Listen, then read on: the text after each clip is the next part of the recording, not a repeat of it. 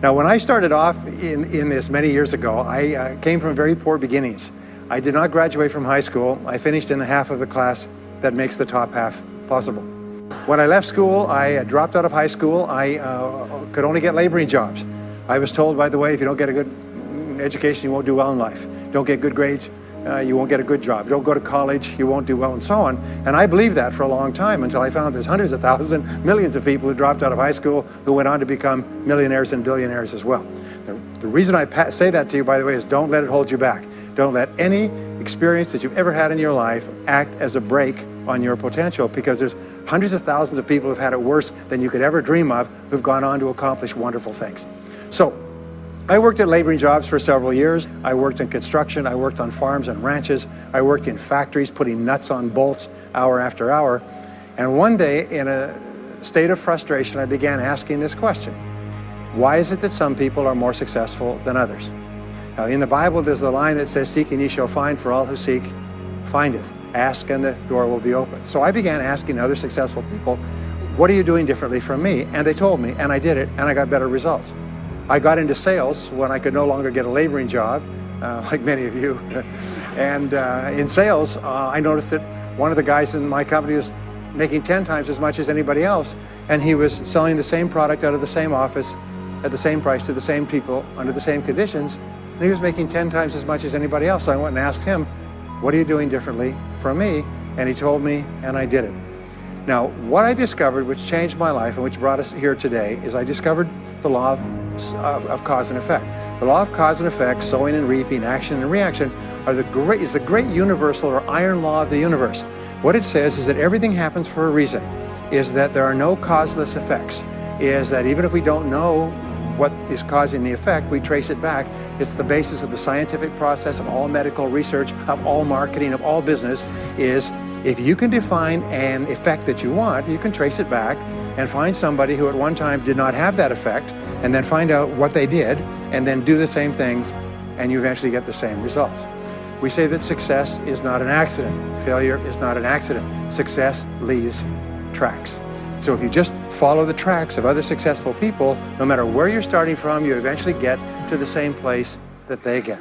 Well, this was a shocker for me, because, and I learned later in psychology, by the way, that one of the two most important things we need to have to be happy and healthy is a sense of control, a feeling that we are in control of our lives, that things are happening for a reason, and a sense of coherence, a feeling that things fit together.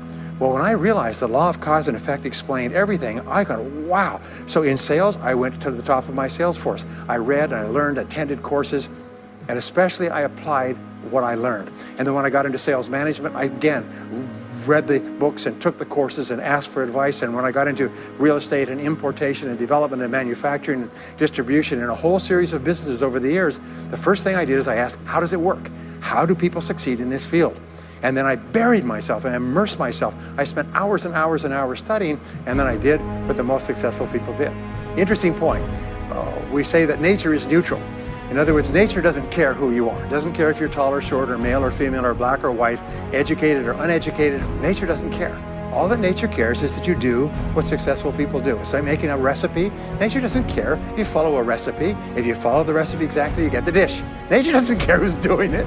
And that's the wonderful thing about our society. It's basically like justice. It's blind, is nature doesn't care. In fact, there are a lot of people who are not as smart and not as talented as you who are doing vastly better than you, not because they're better, but because they're just following proven success methods. So what we do is we use proven success methods. We just find out what they are and we do them over and over again. Quick point, nothing works the first time, okay? Please understand that, nothing works the first time. What is the average number of times that a person tries with a new goal before they give up? Can you guess? Well, the average is less than 1, because most people give up before they try even once. They say, that's a great goal, I'd love to be financially independent, and then they give up. They don't even try. They say, but I couldn't because of this and because of that, and so on. And then they move away to a wonderful place called Someday I'll. You ever heard of Someday I'll? Someday I'll start saving money. Someday I'll get out of debt. Someday I'll lose weight. Someday I'll start a business. Someday I'll get serious about my finances. And most people live on Someday I'll. Your job and my job is to vote yourself off the island, right? And we start taking control of our lives. Well, about Some years ago, I was called by a major businessman, and he asked me if I would do a talk for his 800 entrepreneurs that own separate franchises within his organization on how to become a self-made millionaire. And I said, sure. When you're a young speaker, you agree to speak on any subject. Sure, I'll speak on that subject. Now, I was just like most people. When I was young, I wanted to be a millionaire by the time I was 30. And when I hit 30, I put it off to 35. And as I got to 35, you put it off to 40, and then you kind of just don't look at it anymore. You forget about it and feel the deck is stacked against you. Well, I was about 38, 39 when he called me up and asked me. I said, sure, no problem. And I said, now, what do I know about self-made millionaires? And this is a shocker. I didn't know anything. Oh, I knew that they had more than $1 million, but that's a real basic piece of knowledge, you know. So I started thinking, what do I know about? So I began to study them. And that's when I found out that they've been studied so thoroughly. Is we know everything there is to know about them. They are a source of incredible fascination. And there's 50 years of research. So I began to read the studies and find out where they came from and what they did and how they thought and where they started and the decisions they made and the kind of people they were. One of the things that I learned, by the way, is that becoming a self-made millionaire is not the important thing. What is really important is the person you have to become a self-made millionaire. You have to become a totally different human being. One of my friends says that in order to achieve something you've never achieved before, you have to become someone you've never been before. And it's a really important insight, is the qualities that you need to develop, qualities on the inside to become a self-made millionaire, are incredible qualities that make you a vastly better person. Not only better in terms of character, determination, discipline, decision-making, strength, and so on, but they make you a far better person. They round out your character in a far better way. So that the real payoff of becoming wealthy is not because you can eat more, because how many more meals can you eat? How many more clothes can you wear? But it's the kind of person that you become, and then the kind of people that you associate, the kind of life that you have. And so the things that we're going to talk about now, and I know that you're some of the smartest people in our country, so I'm going to give you these ideas very quickly, like dealing cards. What I found in my research is that there's a series of qualities that self-made millionaires have. If you have these qualities, your success is virtually guaranteed. And if you don't have these qualities, the qualities are learnable. Point number one is that all business or sales skills are learnable. All financial skills are learnable. If you can drive a car, you can learn any skill. If you can drive a car, you can learn the skill. Now, number two is you're probably only one skill away from doubling your income right now. You're probably only one skill away from setting yourself on the road to becoming a self-made millionaire. That turns out to be the case for almost everyone. And if you don't know what that skill is, maybe over the course of the time we spend together, it'll jump out at you. But whatever it is, you've got to find it out and go to work on it, because it is learnable. It's a learnable skill. People say, well, I've never been very good with money. Well, get over it. Fact of the matter is, you can learn what you need to learn to achieve anything that you want to achieve. So, the success secrets of self-made millionaires. Give yourself a score of 1 to 10, and if you are weak on one of these, it can be enough to hold you back. If you're strong on all of these, then there's no limit to what you can accomplish. The first is to dream big dreams. Dream big dreams. Practice what is called back from the future thinking and project forward. Develop a vision of yourself as happy, healthy, wealthy, thin. Practice what top people practice, which is what is called idealization. You project forward several years and you imagine that your life is perfect in every way. Imagine that you have no limitations. Imagine that you have all the time and all the money and all the friends and all the contacts and all the education, all the experience, and that you could be or have or do anything you want in life. If you could, what would it be? If your life were perfect in 5 years, what would it look like? How much would you be earning? How much would you be worth? What kind of a family life would you have? What kind of health would you have? What kind of car would you be driving? What would your life be like if you could wave a magic wand and make it perfect in every way? Now, what we have found is this is the starting point of great riches, and it's the starting point of great success in life, is for you to have a dream or a vision of a wonderful future. Here's an exercise that we give people in our audiences, is take a sheet of paper and make up what is called a dream list. Now imagine this is kind of like a kid's Christmas list, and that it just allows you to just run wild and just write down everything that you could think of that you could possibly want. I had a friend who I taught this to, and he got so excited about it, he bought a spiral notebook, and he began writing. And he'd go through the newspaper, and every single thing he saw in the newspaper that was nice, he wrote it down as goal. He ended up, first time through, with 330 goals. With the end of the month, he had 500 things that he wanted. The interesting thing was that his life exploded. He activated the law of attraction, and he began to attract into his life people, circumstances, ideas, resources, insights that began to move him toward the accomplishment of the goals and began to move the goals toward him. Number two is to do what you love to do. Whenever you find people who are really successful in life, they're people who do what they love to do. They love their work. The great rule for success in life is to find something that you love to do and then find a way to make a living doing it. Now, when you find what you love to do, it'll be something that gives you energy, it motivates you, it enthuses you. It's probably something that you were meant to do from the time you were born. And when you ask self-made millionaires, what sort of work do you do? They'll often say, I've never worked a day in my life. I just do what I like to do. I had a graduate in my course once who came up to me and said, you know, that's interesting. He said, when I was a little boy, I loved to study airplanes. He said, I got airplane books and I had airplane models and I had toy planes and then I got into competitions with remote controlled planes. He said, when I grew up and went to school, I studied aeronautical engineering. He said, today, he said, I'm 35. He said, I own 3 companies. One builds small aircraft. Another one repairs and services small aircraft. Another one is in leasing and chartering small aircraft. He said, I've never worked a day in my life. He said, I've just played with planes since the time I was a kid. So one of the things that you can do is go back to the time when you were young, as a child between the ages of 7 and 14, before you discovered boys or girls, and what is it that you really love to do? And you'll often find that within that is something you're supposed to do as an adult. Number 3 is commit to excellence. Now this is really, really important, and I had a hard time with this as a young man because I was never good at anything. I was never picked for any team, and if I was picked, I was the first person cut. I got lousy grades in every class. I got fired from multiple jobs. I even got fired from a job pumping gas once. Anyway, so I got fired. I went from job to job, and then I discovered that all people who are successful are excellent at what they do. You know the old question they asked Willie Sutton, the bank robber, why do you rob banks? He said, well, that's where the money is. Well, being in the top 10% is where the money is. So what you have to do is you have to pay any price and make any sacrifice to get into the top 10% in your field. Now here's the good news. If you're doing what you love to do, you will want to be in the top 10% in your field. If you don't want to be excellent at what you're doing, it means you're in the wrong field. It just means that you're marking time, you're treading water. And there's a lot of people who are in their field and they do their job and they go home at night, they don't think about their work and so on. And this kind of an attitude means that you have no future. You have a very shaky present. That crackling sound you hear is the ice breaking under your feet, okay? And you have no future, because if you're not doing what you love to do and throwing your whole heart into it, you're just marking time. But everybody is designed so that there is something that you love to do that you can do well. And the fact that you love it means that you probably have the ability to excel at it. So make this decision to get into the top 10%. And let me tell you what changed my life. Here I was struggling in my late 20s, and I learned this. It was a breakthrough thought, is that everybody's in the top 10% started in the bottom 10%. Everybody who's doing well was once doing poorly. Everybody who is at the top of your field today was once not even in your field at all and didn't even know it existed.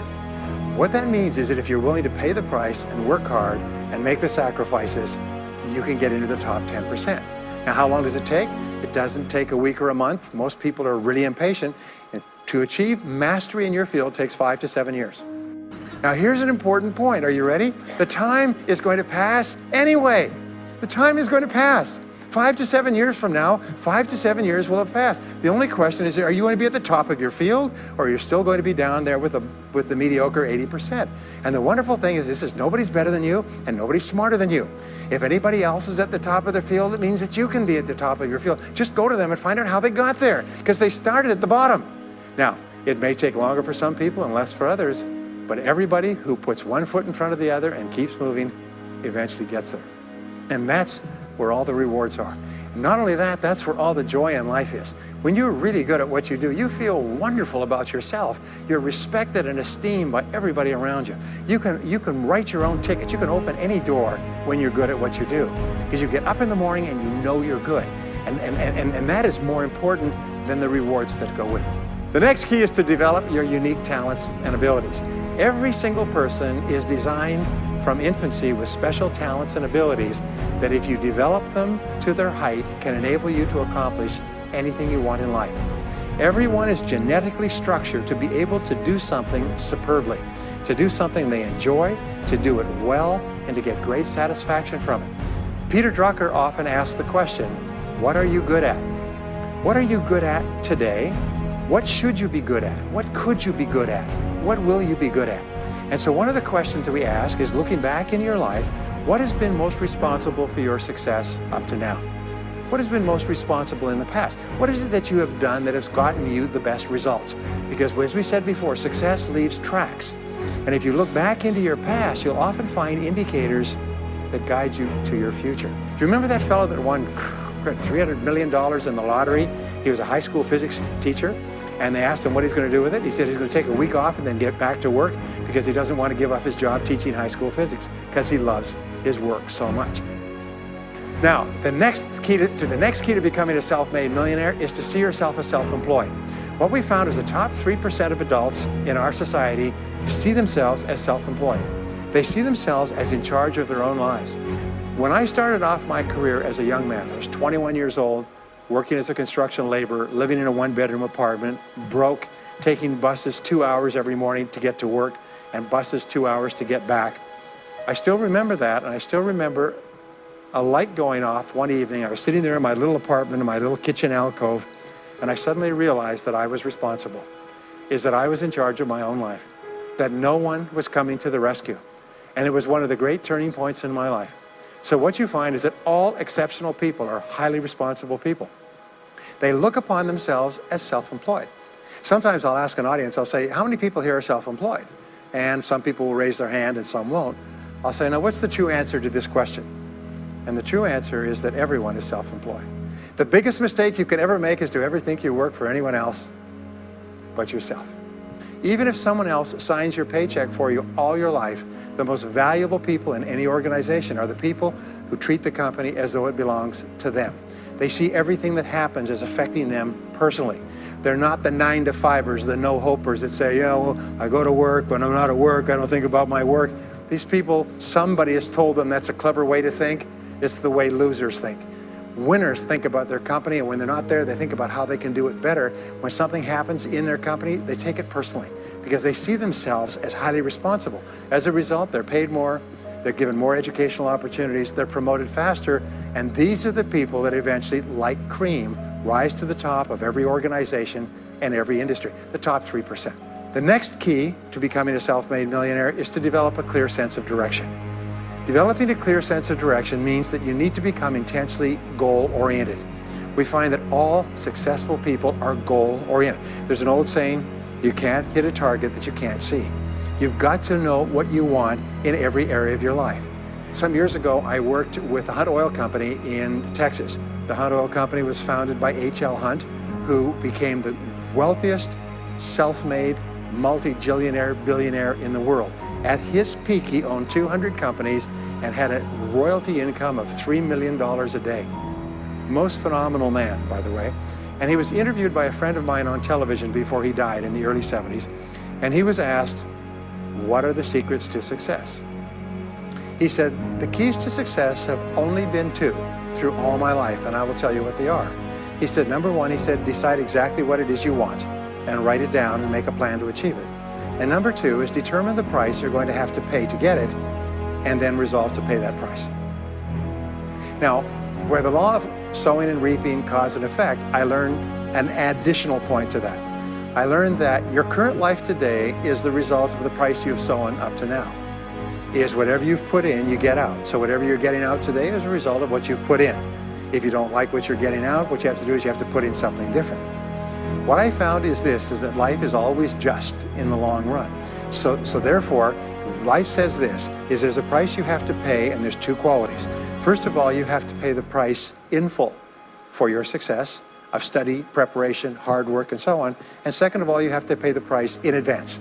You don't get it afterwards. The way the world works is first you put in what you need to put in, and then you get out the rewards. So you have to ask yourself, what is the price that you have to pay to achieve the success that you desire? And you have to write it down and make a plan and work on it every day.